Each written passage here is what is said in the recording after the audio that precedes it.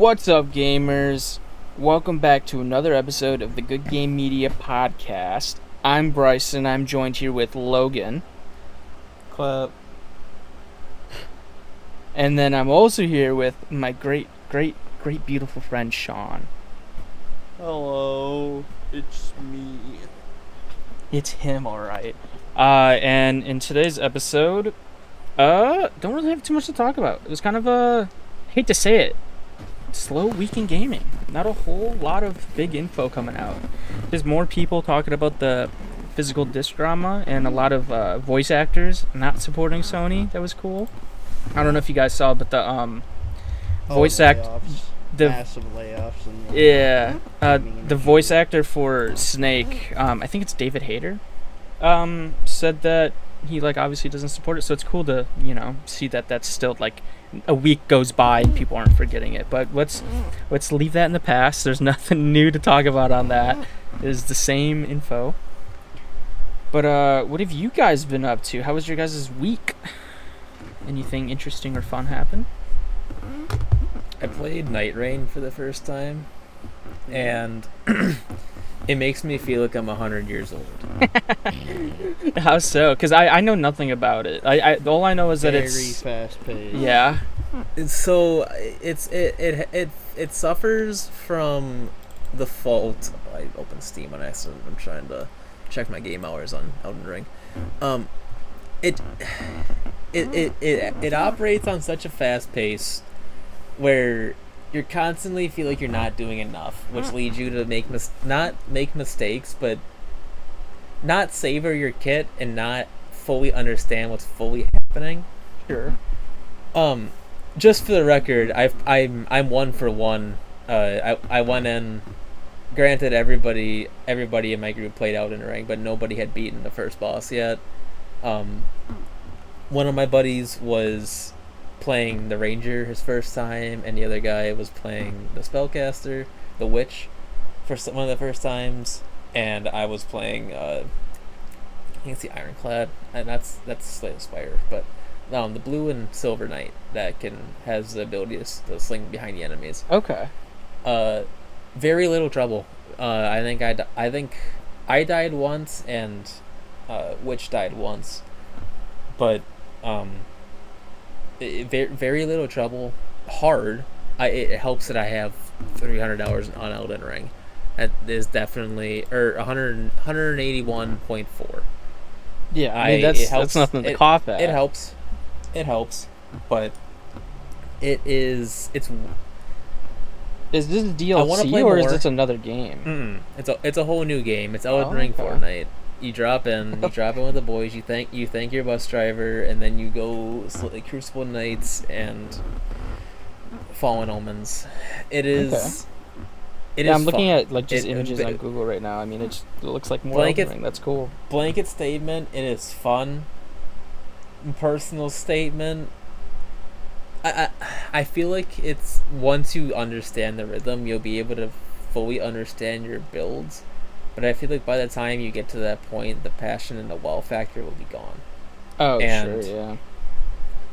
That's not a fault. That's more you just kind of lose steam and stuff, It's just my personal opinion. Yeah. I feel, coming from someone who really enjoys roguelikes, and my relationship with them at the end when I'm going for Ascension 20 or Gold Stake runs it's just a machine. And there's no passion in it. It is just making a system and a machine that will be efficient enough to complete. Putting the cogs together to make a I like machine. Elden Ring. Yeah. And I like Elden Ring. I like the wow factor of Elden Ring so much, and I feel like that while this is a very fun multiplayer experience that is not a buggy co-op mod. Yeah, it doesn't beat the OG though. It's just not the same, and I don't think it's supposed to be. Yeah, I mean, I looked at it, and it definitely is still Elden Ring, but just from the UI alone, I'm like, yeah, this looks like a. The UI makes me feel like I'm 1 billion years old. It makes me feel like I'm ancient. Yeah, it does look a lot. The UI at least looks a lot different than Elden Ring. The regular old Elden Ring. That's cool. I've played it a lot. When it came out with the two friends. And it was really, it really felt like a pace change, or like it just felt different in terms of like just how you would typically approach a Souls-like, kind of. Because, like, normally, like, you're on your own, you have your own pathing, and you're used to, like, more linear... I don't want to... Not linear, but, like... The, like, in, like, semi-open Souls world. Games, they're You can't but, sprint like, and wall jump in a normal Souls game. Mm-hmm. That's the thing. The movement really changed, like, my pathing, because, like, oh, you can run, like, you can jump up that wall, whereas, like, in a previous, like, how would I, like, Yeah. where's the path up? Now you have to go It's, around like, this thing and you go know, an like, extra now I can 3 go up miles. it. Yeah, okay. And there's, like, little wells that you can use to, like, really boost yourself into the air, and you don't have to go forward. You can go left, right, back. You can go any direction you want, and you can use that to your advantage to get to the tops of different areas. And you can use it to, like, just... It's just, like, a lot different, like, movement-wise. It's a lot more unique, and because of that, they also allowed a bunch of the bosses to use that unique movement to your advantage.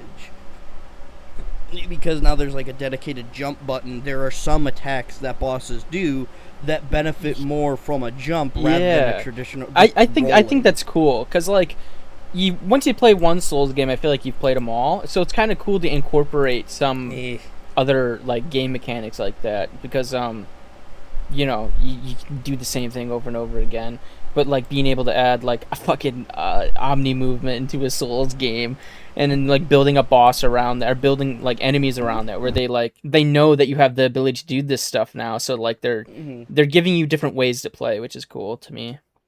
On top of that, the bosses and the way that they're designed, at least when they first came out, if you played solo, there was nothing helping you. Yeah. Because the game was designed with 3 people in mind. And because of that, the health pools were scaled up. The damage was more scaled up with the idea that you could get rezzed if you went down. Yeah. And on even more, some of the attacks are just pure spectacles to where you're going, what the hell am I about to get hit with?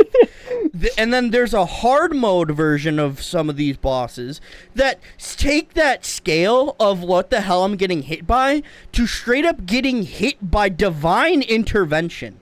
There is an attack from there's a horseman, a guy, he's like a centaur, and he will jump up into the sky and will pull a bow. I've seen that, yeah. And it just shoots it down straight. it just nukes the entire arena. But then you have some people that play Iron Eye back that will then use their ultimate. So then you have this dude like just standing like hundreds of feet in the air, pulling back the bow of God, ready to shoot down a divine arrow, and versus another dude charging up just a massive bolt back at him, and it's just pure aura. The entire game is just like, some people use it as like aura farming, but like because of that they end up getting killed instantly. Yeah. But for a split second, it is a Michelangelo level painting. I was literally just about to say the exact sentence. Michelangelo painting. But then, like, at the other end, it's like you sacrifice you die, so you make sure the clip cuts off right before you die. Coughing baby versus nuclear bomb. Oh, it's exactly how it feels the entire game. I knew we were going to talk about Elden Ring, so I had a question about Elden Ring prepared. I know this has been going around a lot, but I figured I'd ask you guys this. Since I just started playing Elden Ring, I thought this was funny. Would you rather take a solid 10 years in jail, or you're in jail till your mom beats Elden Ring? What are you taking? Scarlet Rot daughter, Frenzy Flame son. What did you say? Scarlet Rot daughter of Frenzy Flame son. Scarlet Rot daughter is just Melania. So are you guys taking the 10 years? I'm taking the 10 years in jail? Yeah. People had it set to 5 Yeah. years, but I figured 5 years is too short because it's just like, yeah, I'd just take that. But like, I don't know, man. I think it would take my mom a full 5 years to learn how to beat Elden Ring. It I got would faith in take. Ma. it would So I take changed it way to too 10. long. I changed I it got to faith. 10. So it's more of I a got faith in Ma. dude. I think the last video game I watched my mom play was. I don't even remember, dude. I don't think I've ever seen her play a video game. My mom She kept definitely talking about. Sorry. You go first.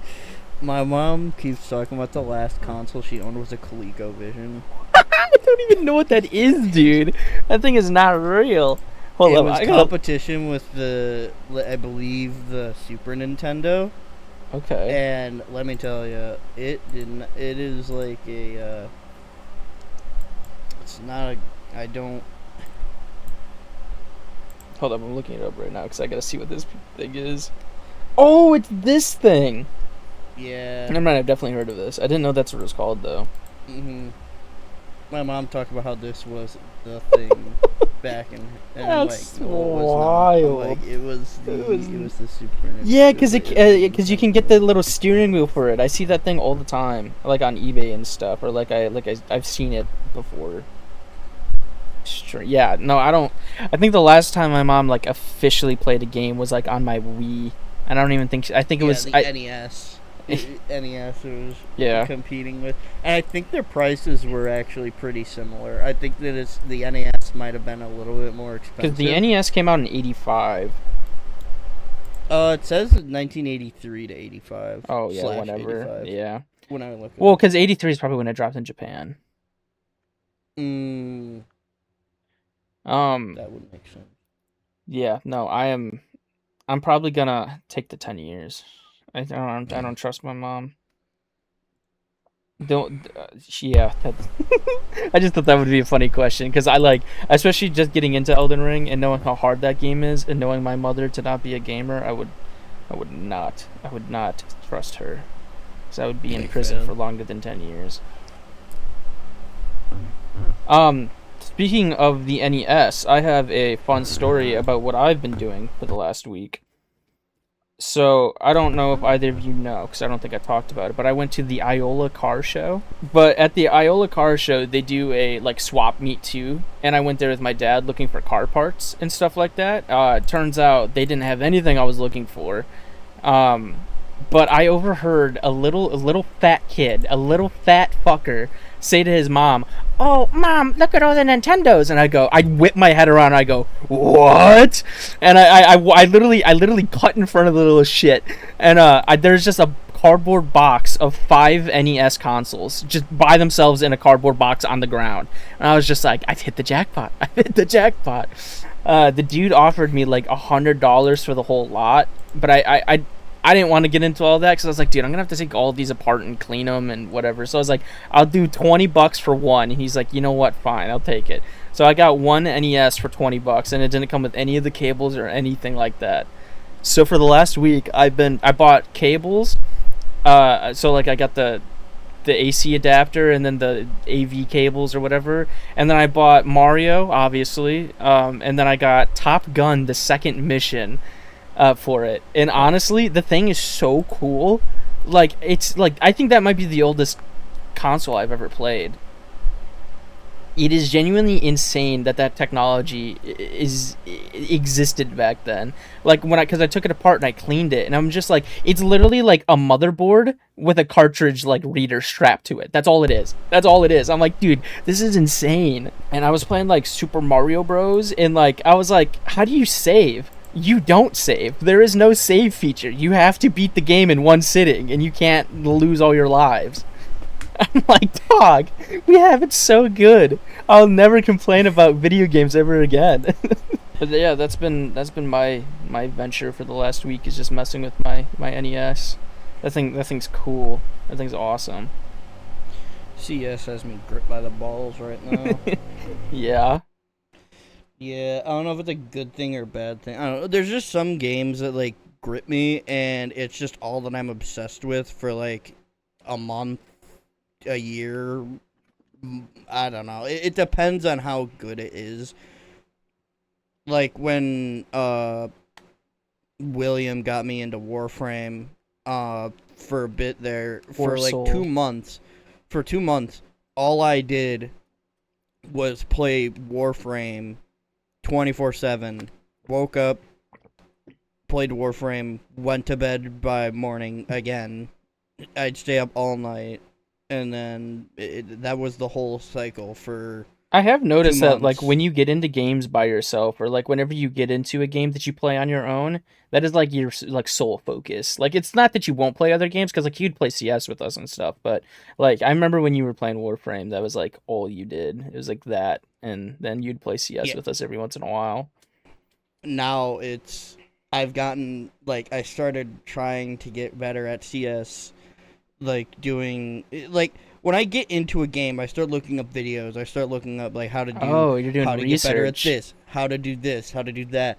Like, I've started, like, I do I don't know if you've heard it, refrag. I've started doing refrag things. I started doing, like, first it started as like pre-fire maps, and then I'm like, those aren't like helping that much, and then I started doing aim labs, and aim labs helped a little bit, but it wasn't helping with sprays. So then I went to refrag, and now refrag is helping me with basically everything. And then I'm looking for like smoke lineups and molly lineups and like all this stuff.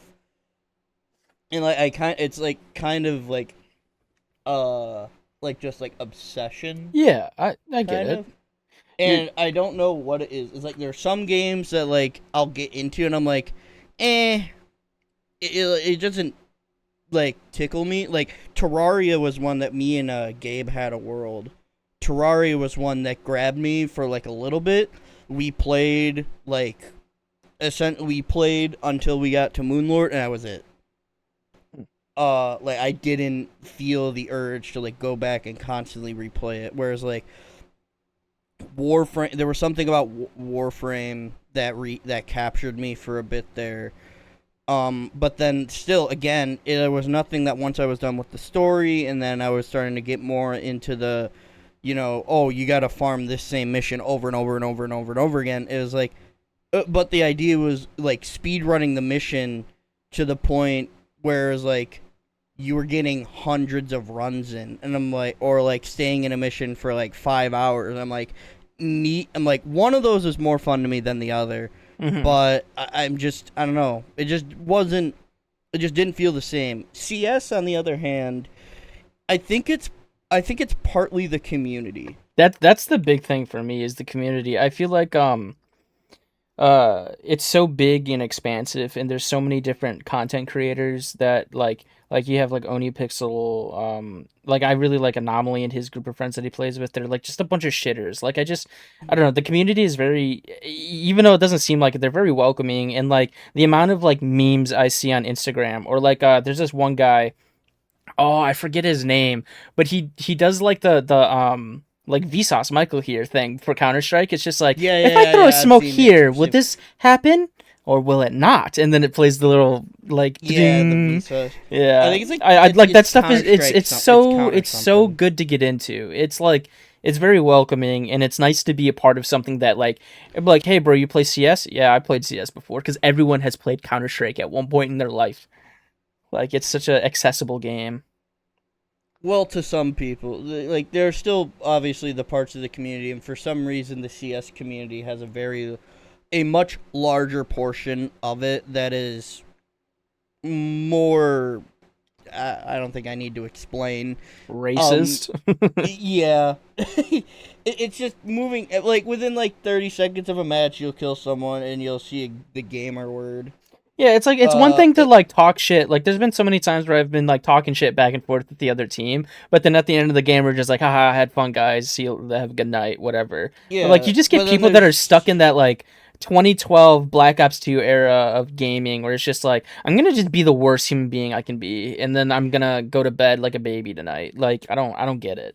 It's the middle school level edgy of, guys, look, isn't this funny? Look at this thing that I Yeah. should, like, look at this thing that people get mad over. Isn't it funny that I'm not mad at this thing because, or like I'm pushing the boundaries? Isn't it cool, guys? And am I not cool? It's like a level of attention seeking that Yeah. never leaves you if you don't actually grow some form of self-awareness. Yeah. Post once you hit middle school, there you need to develop some form of self-awareness, or else you just turn into an egotistical douche. Yeah, and especially like in 2026, I feel like most of the interactions I have on Counter-Strike are pretty friendly for the most part. In game, yeah, most of them are, but then you get the few people that Yeah, are. but you're gonna have that with any issues. online first-person shooter in the year Yeah. 2026. It's mainly people that we play against that just but I mean, drop like, I don't know, remarks. bro, just like mute them, just mute them. Like, who cares? That's the beauty of it. Like you could literally just mute them. Oh, what's even funnier is you can mute them, but you can still rage bait. people. Exactly. You could still send messages. They Yeah. will not. They will see it. You will not see their messages back. Yeah, I think the biggest thing about Counter-Strike that makes it so like addicting is that it literally is a gamble. You're gambling whether you get a good team or not. You're gambling whether the enemies are shit. You're gambling on skins. You're gambling on if people are gonna talk. You're gambling if you're gonna get called the N-word. Like, it's just the whole game is one big gamble. You know what I mean? So it's just like that's the addicting thing, is you Yeah. never know what you're gonna get going match to match.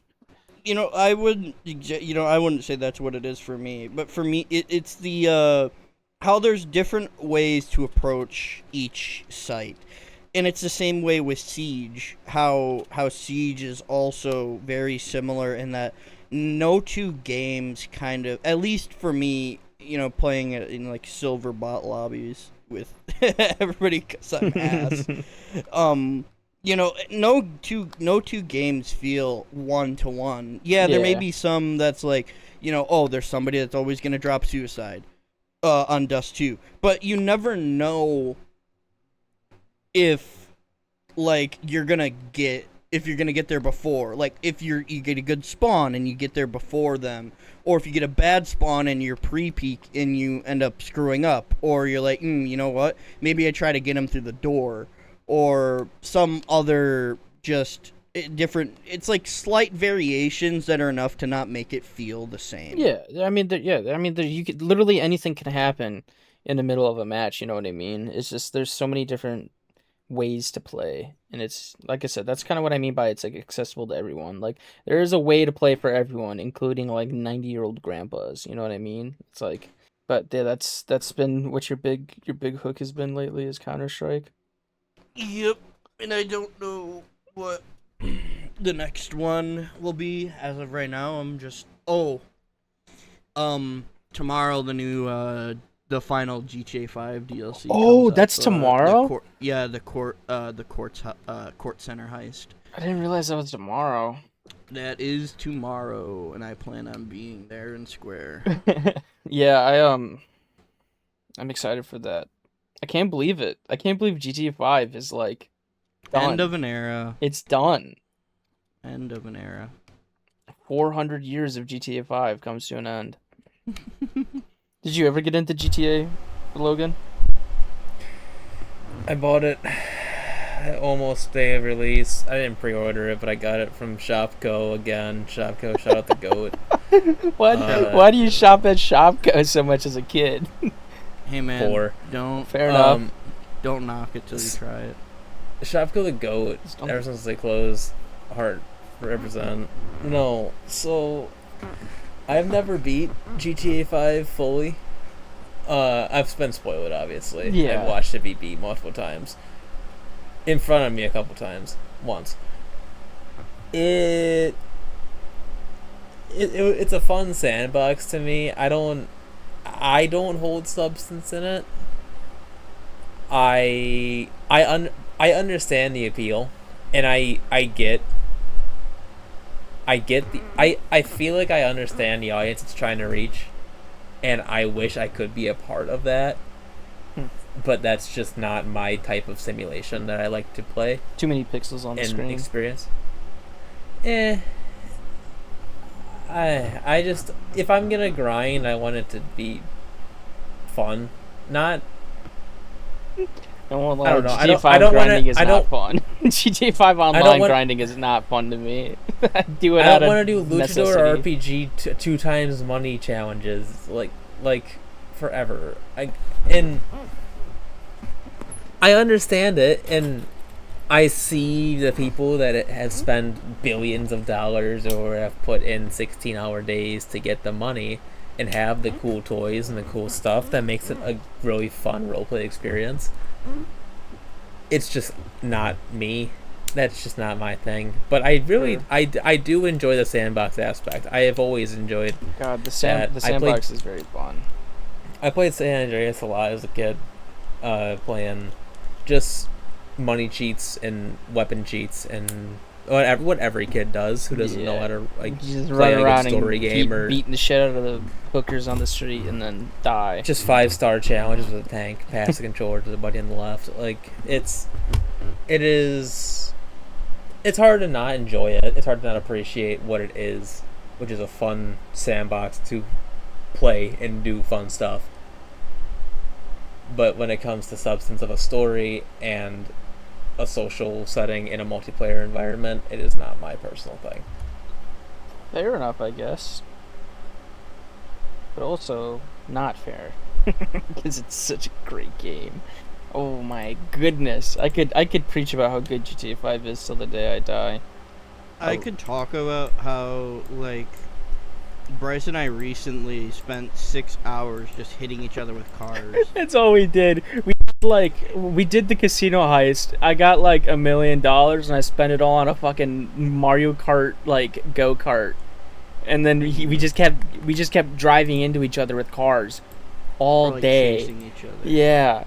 It's like, it's just such a sometimes it doesn't even need to be like crazy stimulating in order to keep you engaged. No, it's such a there's so much to do in like you have such a big world to do it in, and it's so freeing. Like I've talked about this with Sean like personally before that like I just there's no game like GTA 5 Online. Like there is nothing similar to that you could go out and play right now that would even be the same, even close to the same level as GTA 5. Gmod RP servers be that? Dude, Gmod RP servers are awful. They're terrible. They're agree, so because lame. They all have way too many add-ons that that all conflict with each other. It takes with 6 hours to overlapping load. keybinds. I agree. And then you have, agree. I'm and then just you have- saying from an argumentative standpoint, like doesn't that fit I don't have- that fit? It fits in the same relative genre. Like if you're playing like Dark RP or some shit like that, but like it is also nowhere near that level. Not even close. I don't have an admin power tripping in GTA 5. Well, telling me what I I can mean, if and you play can't GTA 5 do. RP, You have Well, if you play GTA, if you play, I don't have much experience on that end, but all I'm saying is like I don't have somebody power tripping over me in GTA. You do Online. have the guy with the oppressor though that True. spent money on the That's why you game just that go into is a being. private. That's why you just go into a private lobby. You Yeah. can just do everything in a private I was lobby. gonna say I don't remember the last time I went into a public lobby. Public lobbies are AIDS. Yeah. But I mean, yeah, I don't know. There's just like, I think that was my big worry with GTA 6 is that just like, how are they gonna?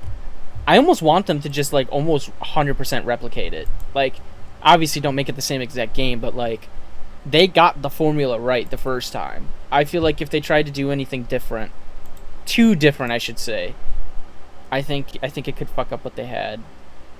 What I think we need to be careful though of is we need to not look at the past with rose-tinted glasses.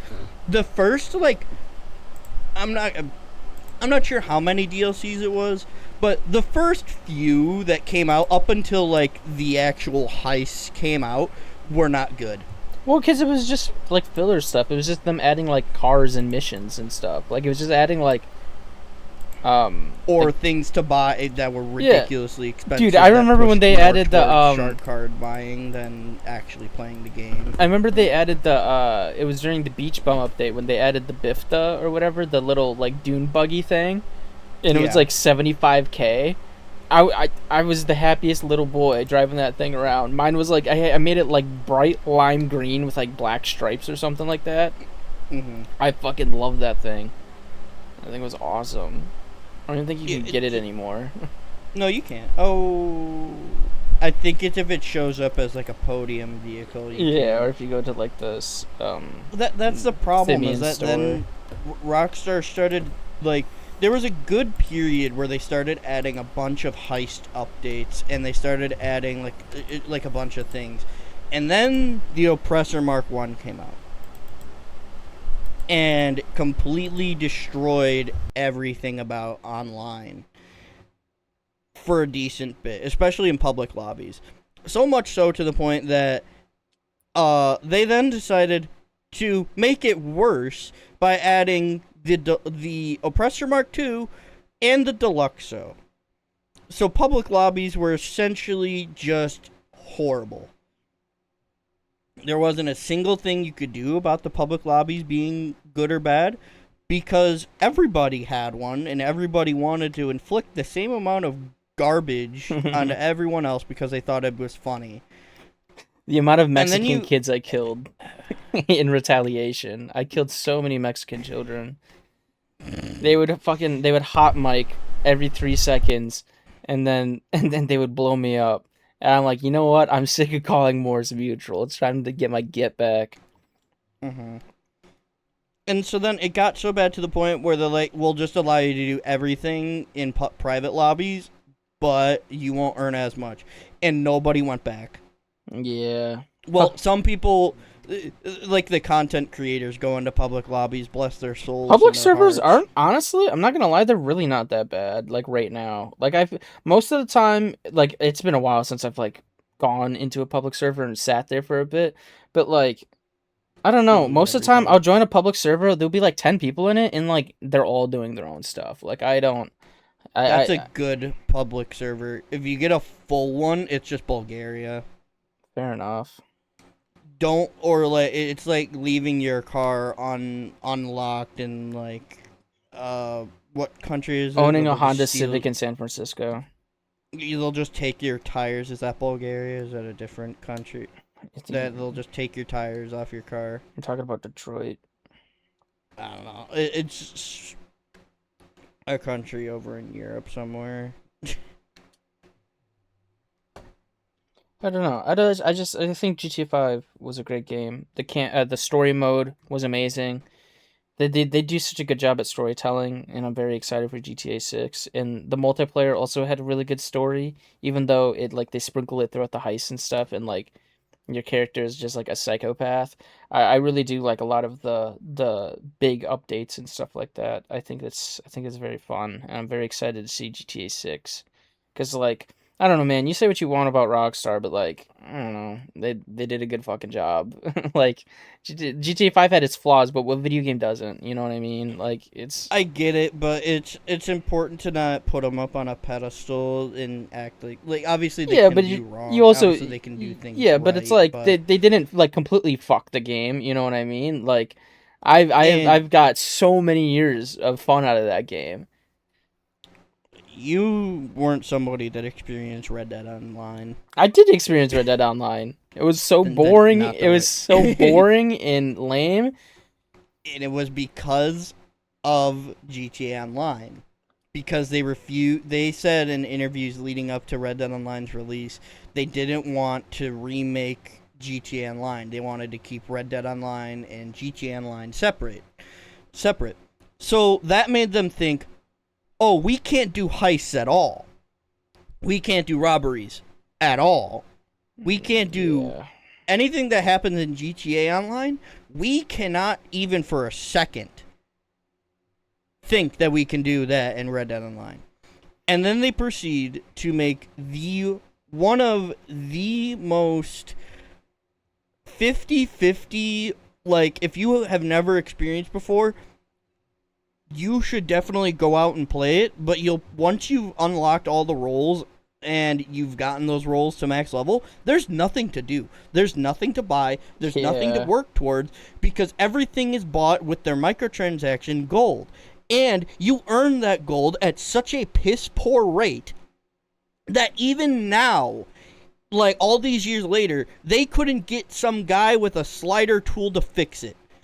And that is my fear for GTA 6 Online. is that they don't learn from the mistakes of Red Dead Online. Well, see, I feel And like that they they already try to have force- though. I feel like they already have learned because like I've never heard a good thing said about GTA or Red Dead Online. Like I'm sure they've heard the feedback, and like obviously the Red Dead games are very near and dear to fans' hearts and stuff, but it's not like they were known for their multiplayer. You know what I mean? So it's just like GTA. I feel like is a different thing. GTA is only known for their multiplayer because of 5. Exactly. So they got to keep the legacy alive with the Grand Theft Auto. So it's just like, I feel like they would not take any risks to make their game different or whatever. You know what I mean? I feel like they know the formula and they're going to get it right. Like GTA 4 Online was all right. GTA But 4 it Online was wasn't- fun. It wasn't what GTA 5 was. Well, yeah, And because it then wasn't just because like of their open world, like because it's open world to a degree. Where like GTA 5, you can do everything you want to do from the open world. Where it's like, say you want to go play cops and robbers, you have to go into a menu and do that separately. Or like you want to go play free roam, you have to do that separately. Like everything was separated.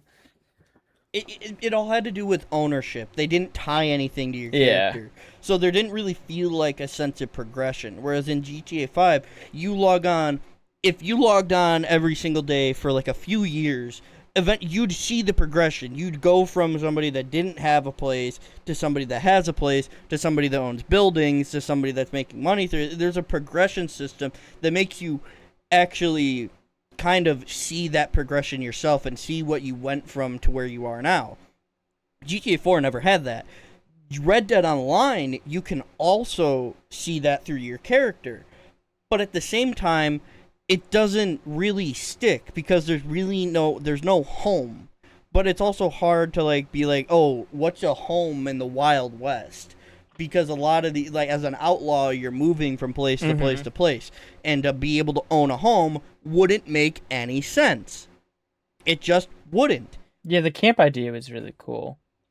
But then they heard so much feedback about how not having player homes or like a place to be that they're like, well, we'll just give them the moonshine shacks because that's, I guess, like that makes the most sense to me. And then the whole idea still kind of falls apart because you're supposed to be people. You're playing as character that moves from place to place. You're an outlaw. You don't stay in the same place for long. Well, not even that, but like, what would you do if you had a house in Red Dead? Like, you're gonna store 15 horses there? Like, what the fuck do you want? GTA 5 worked because they didn't have as much open space. Red Dead has so much open space. Had a design philosophy of not having loadable interior, like all the interiors would just be able to walk into. Very few buildings do you walk into and they have to load something. And because of that issue, player housing could not work because they had to have it so that you could just walk into it. So if two players own the same building, it wouldn't be, or own the same place, it wouldn't work. That's why it doesn't work where if your camps are in the same location in Red Dead, they had to move it. I think the games are just so different that I don't know. I think what people wanted out of Red Dead, they weren't going to get no matter what. I feel like there was Yeah, because what everybody wanted was just Midwest. They just Midwest wanted GTA 5. Yeah, they just wanted Wild West GTA. They wanted Online. Grand Theft Auto Iowa.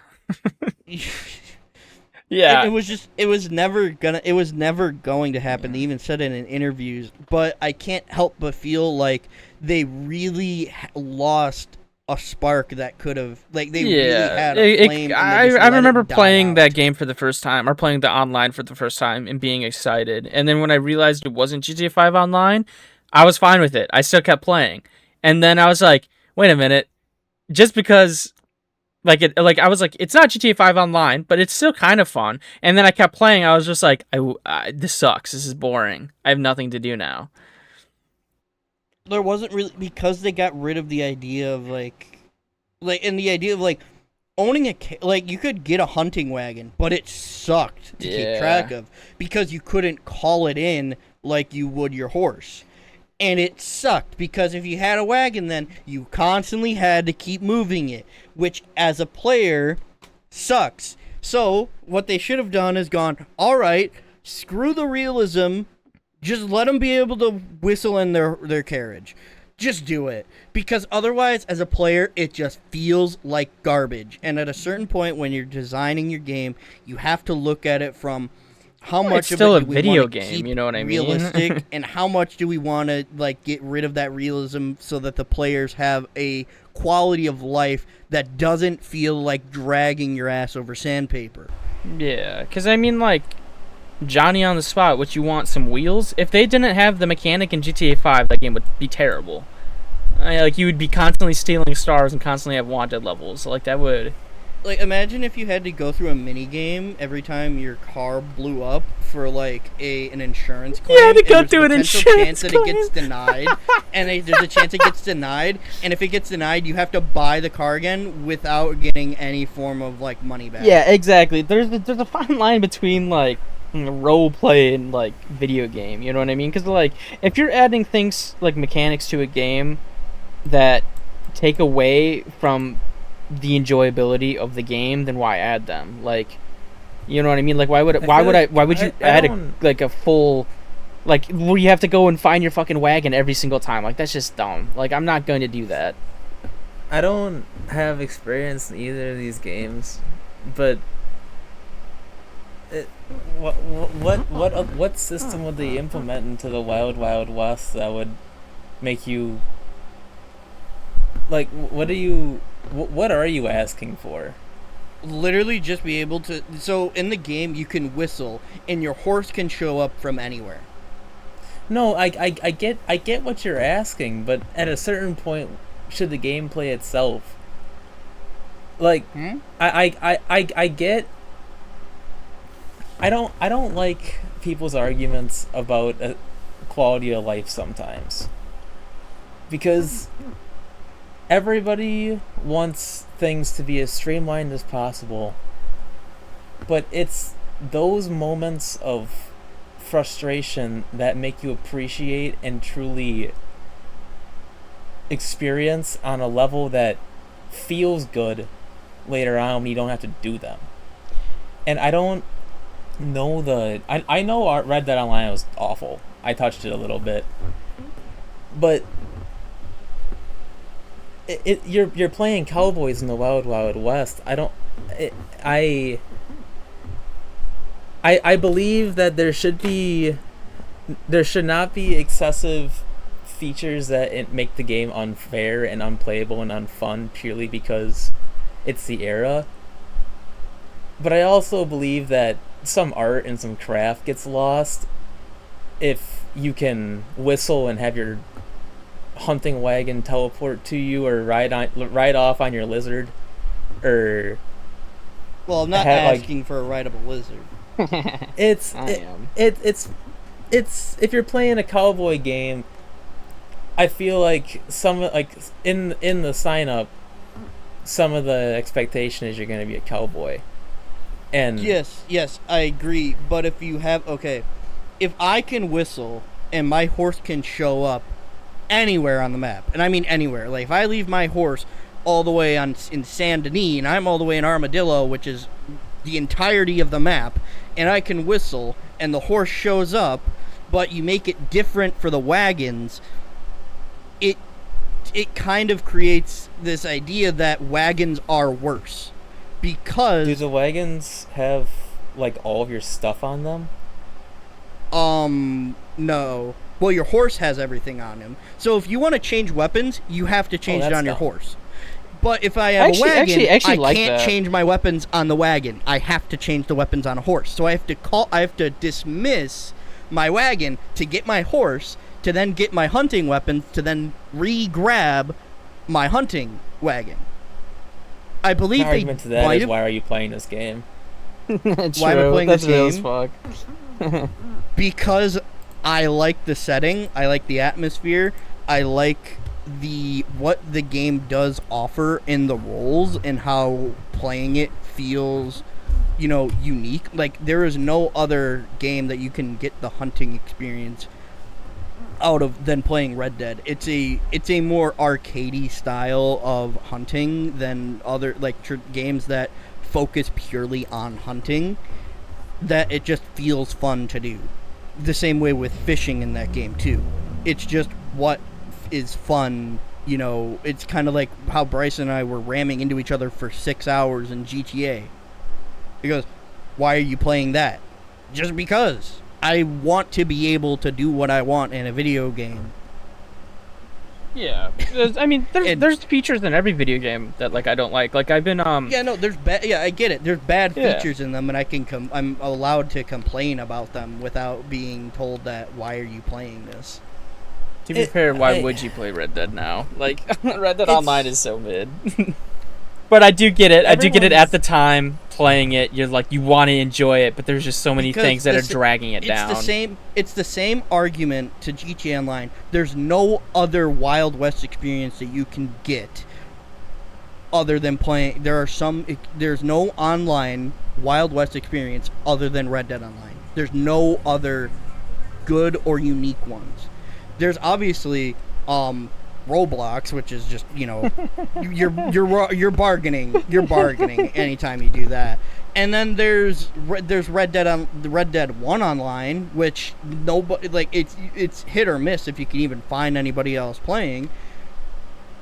And then there's Red Dead 2 Online. There's not, there's obviously the Dark RP servers on Gmod, which again you have potential for conflicting mods. You have conflicting assets, and then you get errors, and you got to work to fix those things because not everything, or you don't have everything installed or purchased.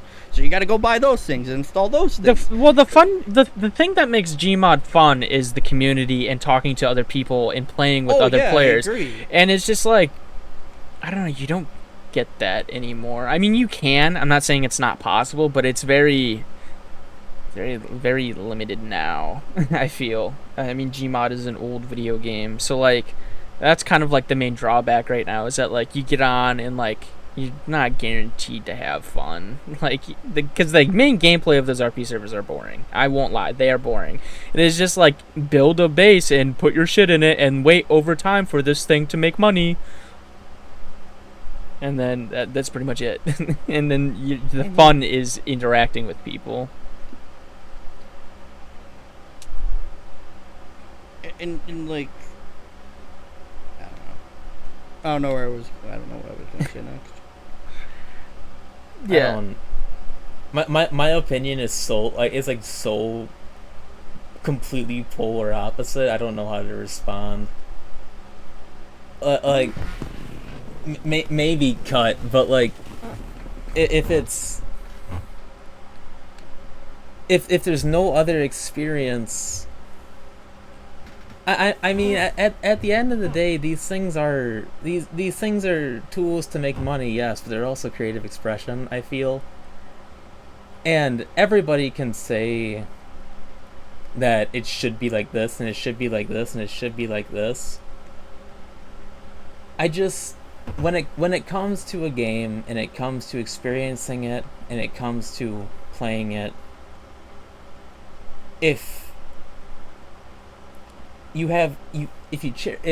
like some aspects, but you need so many other aspects changed, it's not a good game. It's not for you. And if there's no other experience that is there, and the people aren't, like, didn't make the game that way, make it. And that's not in a like do-it-yourself way, but more in a these tools and these games and these systems are tools to let people express themselves creatively in a interactive form to let as many people as possible experience what they put tons and tons of time and effort, blood, money, sweat, tears, life, time into, and it's on a me sense, on a my gaming sense, normally like one or two people, but in these big studios that have hundreds of people in them, it's a collection of people's opinions and thoughts and beliefs and the way people want to express themselves are all accumulated and thrown in one big pot, and out is thrown a game. And it's okay to have criticism, but I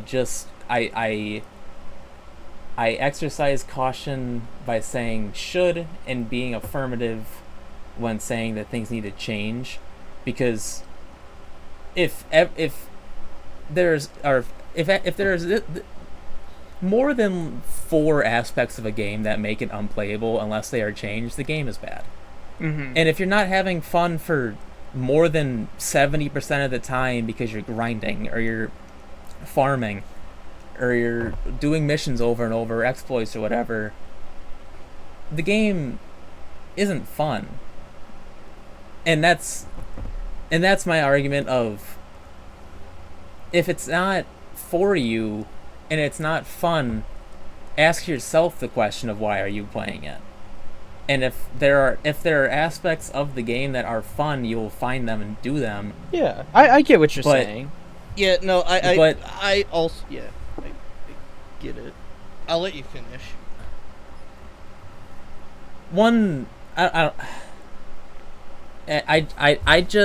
Everybody's a critic. I have tons of criticisms about games that I play that should be changed, but I didn't make the game.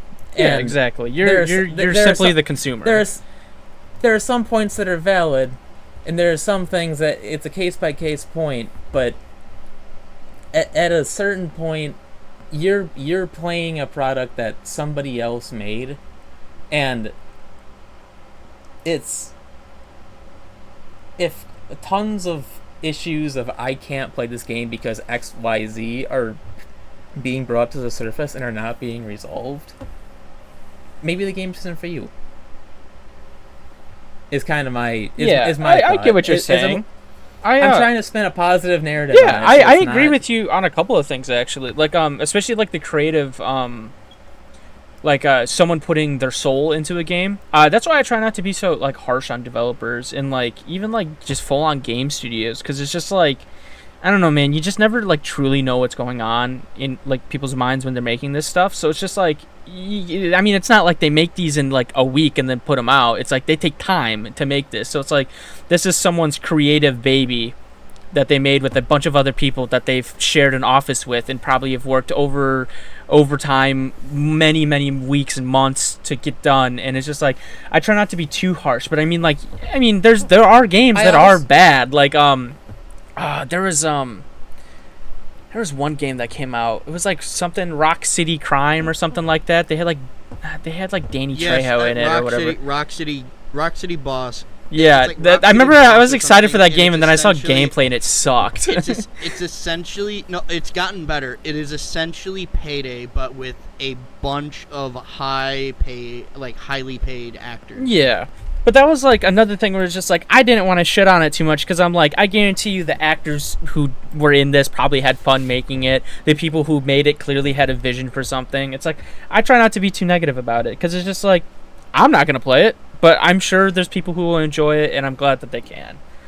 And real quick, just while I have on the brain, I view the creative image and letting them do it more in a sense of in a physical example of Team Cherry making Silk Song, of them keeping the team the same size because this is the team that made Hollow Knight. Mm-hmm. When you restrict, I mean, Rockstar is the biggest of corporate, no thought, money, Big Daddy. make money machine possible.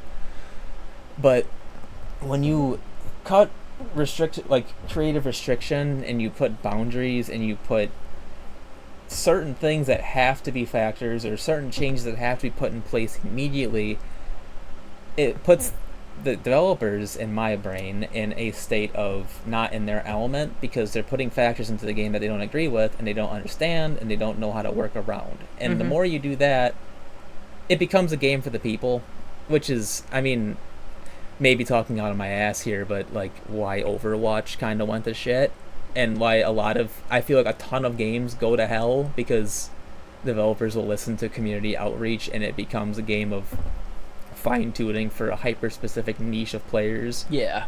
as opposed to general audiences. Yeah. which, while it may not be perceived as negative off the rip, can lead to general broad community not meshing. because it I'm with is- you. That's how I felt about Overwatch 2. Is I got really into it when the game came out, and I slowly lost interest over time. I just stopped caring. It was, whatever. Just wasn't the game I wanted to play. So, to kind of then put it from where I'm looking at it, when you make an online, game like this, you have something like, something that's supposed to be live service. What you're doing is, at some point, you are foregoing and going, like, you're kind of foregoing this idea of, you're kind of just you are at the expense of your player base, and it is important, yes, to not go to and that's why a live service is so hard to get at, and why most live service games fail, is because eventually they get too broad of an audience, because they're trying to make so much money. They're trying to get as many people into the gaming space, into their game as possible.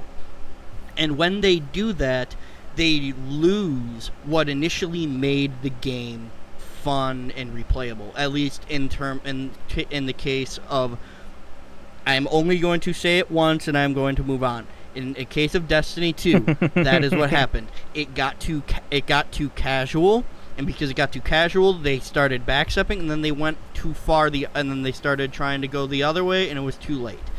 Anyways, moving then on, I do understand that, like, these people put in, like, these workers put in a ton of effort into making these experiences. But I also think that you're really using a lens of indie developers versus AAA developers, and how they develop games are two entirely different ways that they develop games.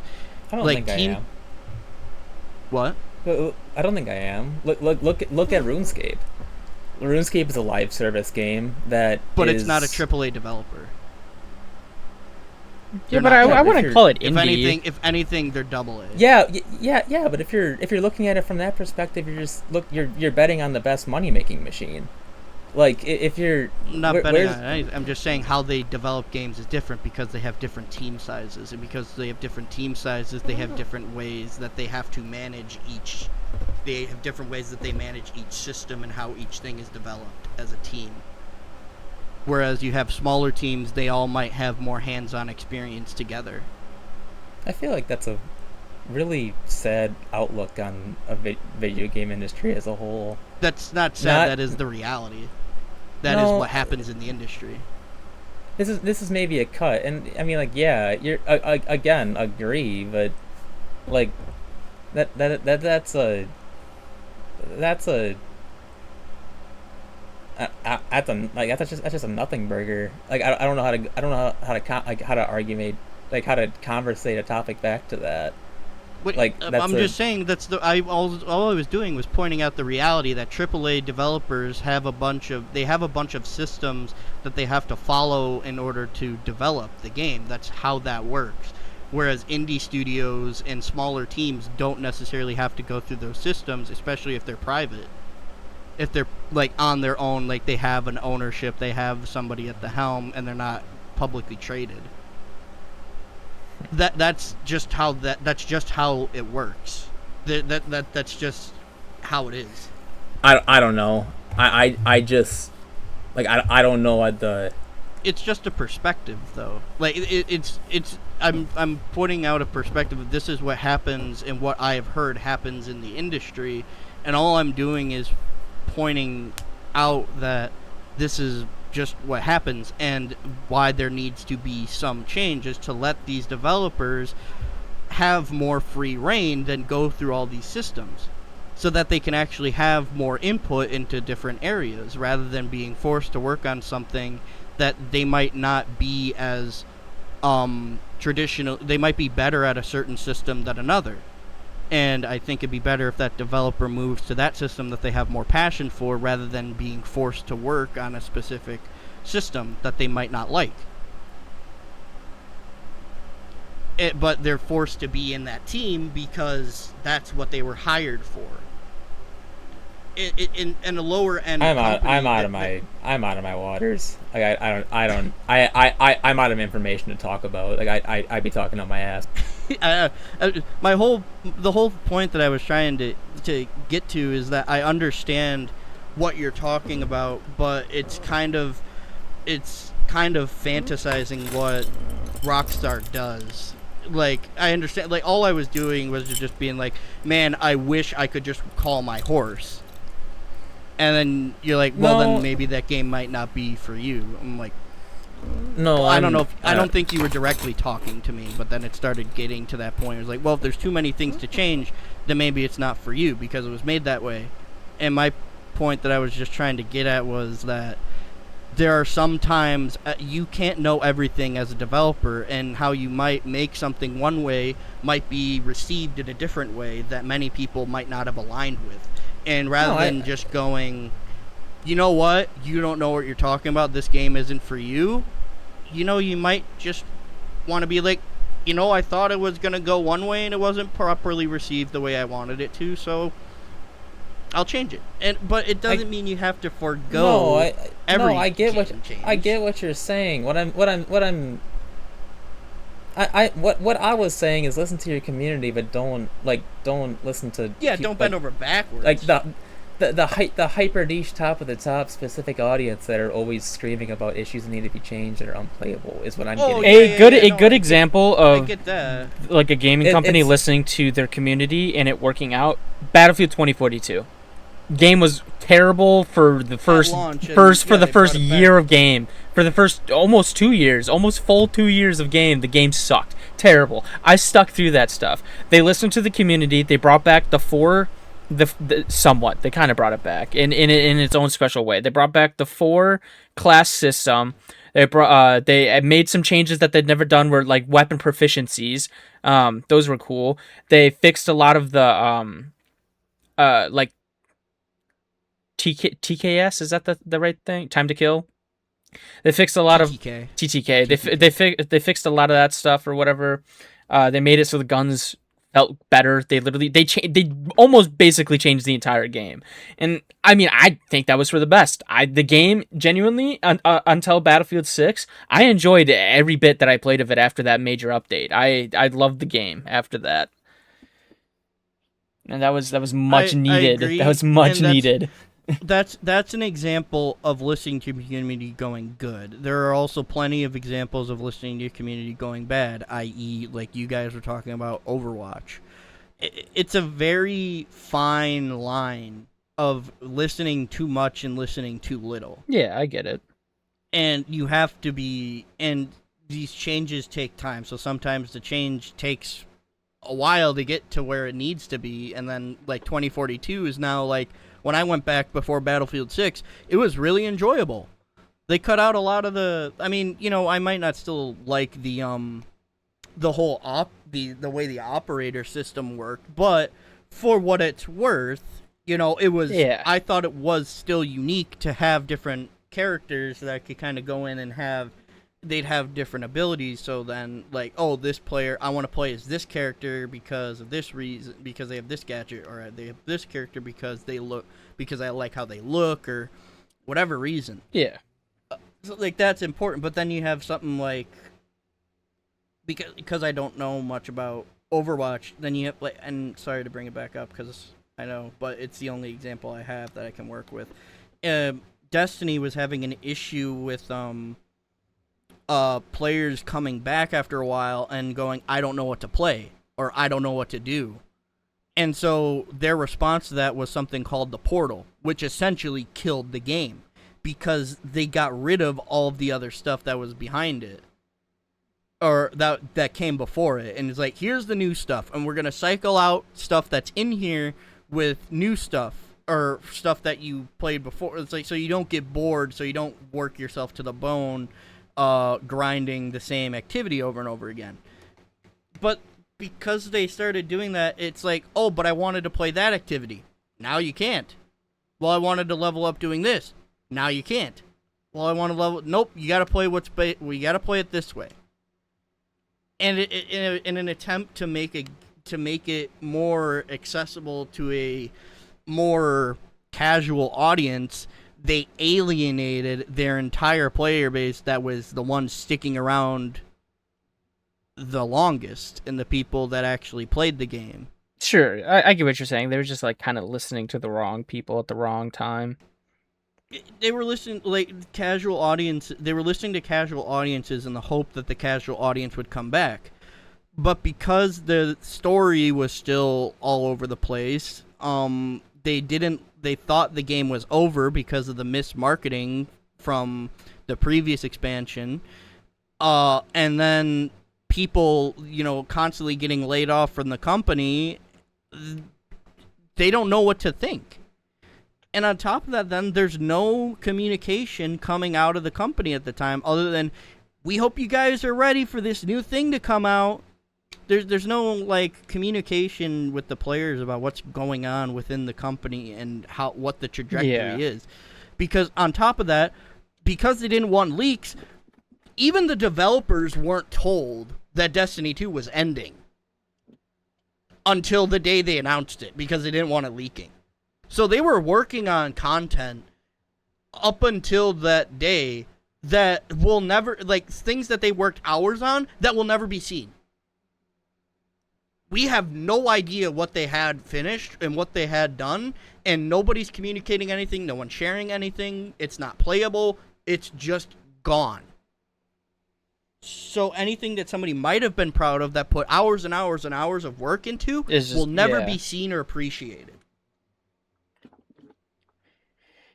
Isn't it crazy this whole thing stemmed from us saying goodbye to GTA 5 with the last update? Yeah. Because GTA is a live service at the end of the day. And so it's important to, I understand what Logan was getting at is don't be too hypercritical. And at the same time, if something isn't for you, don't try to make it something for you. Let people have what is there. If it's not for you, it's not for you. Yeah. But, some of my complaints aren't from a place of malice. It's out of love. That's it's kind of like when I get mad at Counter-Strike. It's like the only reason why I'm getting pissed off while playing Counter-Strike is because I'm upset that I'm not doing it good in a video game that I love. Like, I love Counter-Strike, and it upsets me that I'm not doing good in a game I care so much about. So, I do get what you're coming from. Obviously, I have criticisms about, I've been playing Echoes of Aincrad. Echoes of Aincrad. I don't know why I couldn't say that. The SAO game that just came out. And I love it. I like the game.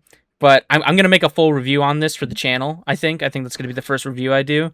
Okay. There's a lot about it I do not like. There's a lot about it that is just, kind of BS and is just kind of, whatever. But, it's coming out of love. It's just, I still love the game to death, and I'm going to keep playing it. But there's definitely a couple things in the game where, I'll come up to something, and I'm like, oh, God, I gotta do this now. That's awesome. There's always going to be a part that you don't like. Yeah, You're never course. going to love... There's very, very few games will you be able to love 100% of everything in that game. Oh, Halo Reach, but we don't have to talk about that. I still guarantee you there's a certain section of Reach that you forgot or closed out of your mind that if you went back to it and you go, oh, God, it's this. Or, oh, God, I remember doing that. Or, oh, God damn it, this thing showed up. I don't know. I'm thinking about it. I don't know. There is one thing that probably will show up that will... I know. I'm just rare. I'm just being a little jokester. It's very rare, and it's special to find a game that you love every single second. Yeah, of course. Every single thing that happened in the game. It's very special and very rare, and it should be cherished. I think we can say we love GTA 5 through all of its rough patches and all of its greats and all of its highs and lows.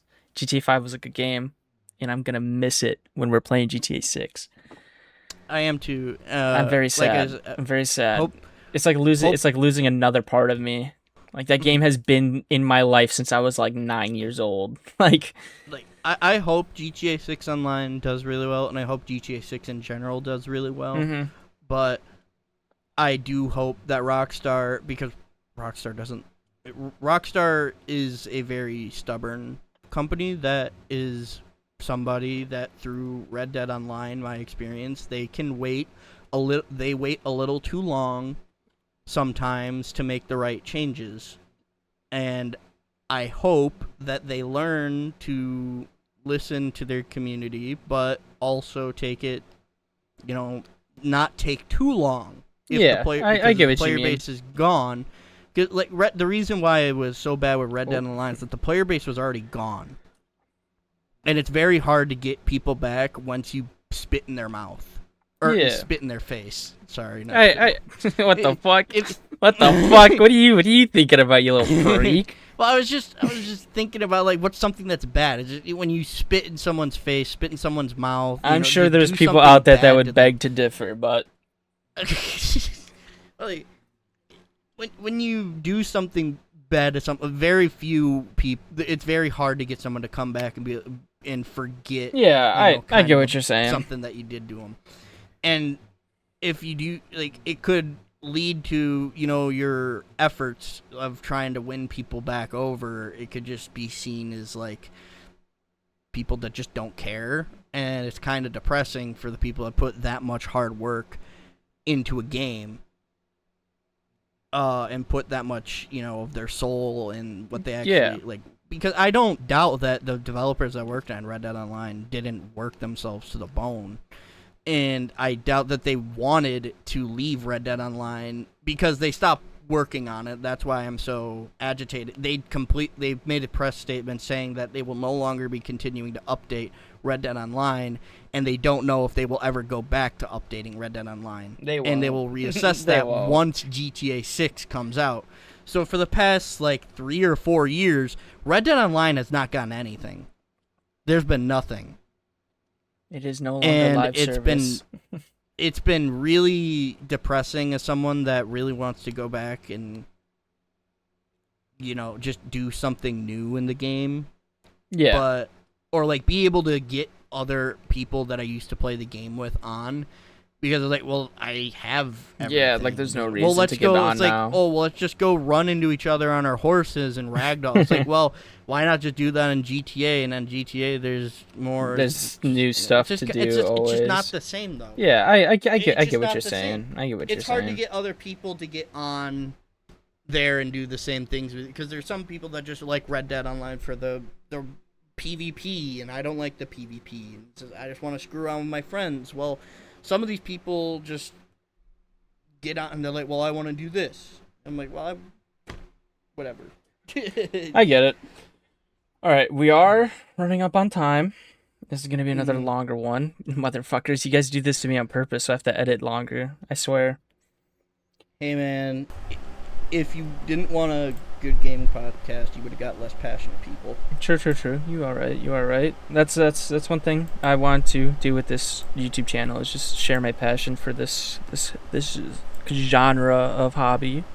I think it is near and dear to my heart, and I'm glad that you can get so passionate about it. But stop talking for so long so I don't have to edit so I can go to bed. You motherfucker! Any final remarks before we call it?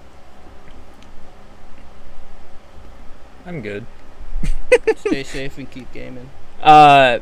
Don't be talking to these women, man. Just stay gaming. Focus on gaming. Just stay gaming, man. Just stay gaming. What's that? What's the clip that the kid says? You just stay gaming. I fucking love that. Greatest video ever. I don't know what you're talking about, for one. You don't? Really? You never hold up. I gotta find it. It's this nerdy kid with his big old glasses, and he just goes, "Hey, don't be focusing on these women, man. Just stay gaming, bro. Just stay gaming." Gaming quote of the day. Hold up, I found it. Hey, yo, Don Tavies. Yeah, this is today's quote of the day. You gotta stay gaming, bruh. Don't focus on no girl. Just stay gaming. Hey, Don Stay Quavy. gaming. On that note, gamers stay gaming. Stay gaming, fellas. Catch you in the next Goodbye. one. Bye bye. See ya.